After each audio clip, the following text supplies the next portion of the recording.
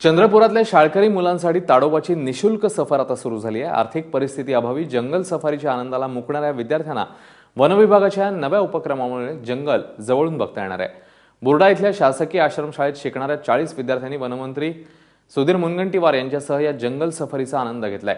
चंद्रपुरातील निम्मी गाव ताडोबाच्या आसपास वसली आहेत, त्यामुळे जंगल त्यांना नवीन नाहीये। मात्र या सफारीने वन्यजीव आणि माणसांमध्ये असलेली संघर्षाची दरी कमी होईल असं वन्य विभागाने व्यक्त केलंय। दरवर्षी जिल्ह्यातल्या 6000 विद्यार्थ्यांना या मोफत सफारीचा आनंद घेता येणार आहे। आम्ही चंद्रपूर जिल्ह्यात ताडोबा टायगर रिझर्व पाहण्यासाठी 6000 विद्यार्थ्यांना, मग ते आदिवासी हॉस्टेल असेल, आदिवासी आश्रमशाळा असेल, जिल्हा परिषदच्या शाळा असेल, शहरामध्ये झोपडपट्टीमध्ये ज्या शाळा असतील त्या शाळा, अशा 6000 विद्यार्थ्यांना 4थी ते 10वी ताडोबा दर्शन हे निशुल्क करण्याचा निर्णय केला।